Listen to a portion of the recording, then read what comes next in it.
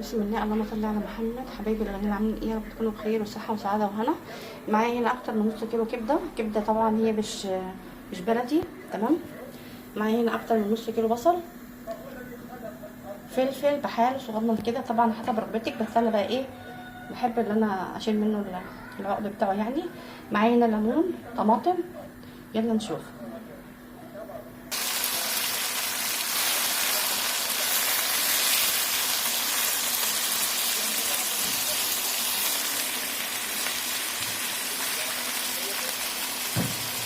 طبعا بعد ما تتحمر خالص هقوم بقى ايه نازله عليها بالبصل وكل الحاجات الحلوه دي في الاخر خالص، مش هحطها دلوقتي عشان ما تتهراش وتبقى طعمها شويه. خليكم معايا. طبعا كده خلاص استوت. بسم الله. طب يا ريت البصل ده كتير قوي، وبصراحه بيبقى طعمه حلو، عشان كده ايه اول حاجه بيطلع طعم وريحه طبعا، وفي نفس الوقت ايه بيكسر الايه الكميه يعني، تمام.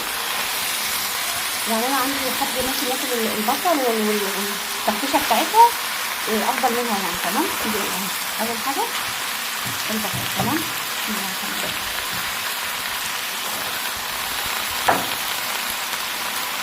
طبعا طريقه الليمون والحاجات الجميله دي والطماطم، عشان ايه لو في ريحه زفاره ولا حاجه، بس الحمد لله مفيش اي زفاره لان برش عليها خل وحاجات من دي، تمام.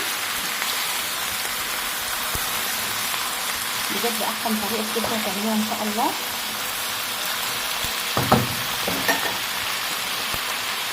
اخيرا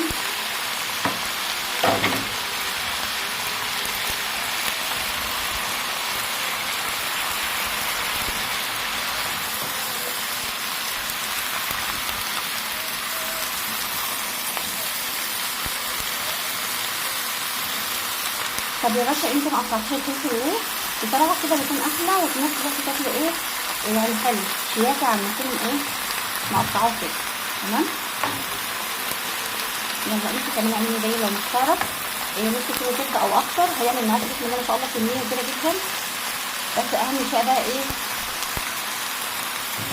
اهم شيء طبعا التسمين زي الرشاشه كده. شايفين بقى جمال الحلاوه؟ بسم الله ما شاء الله.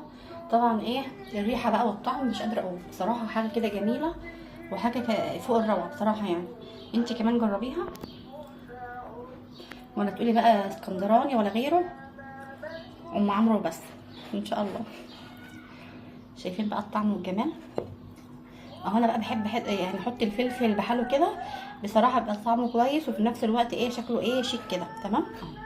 ولا هو يعني مهروس ولا مطحون في الكبده ولا حاجه، تلاقيه شكله كده جميل اهو.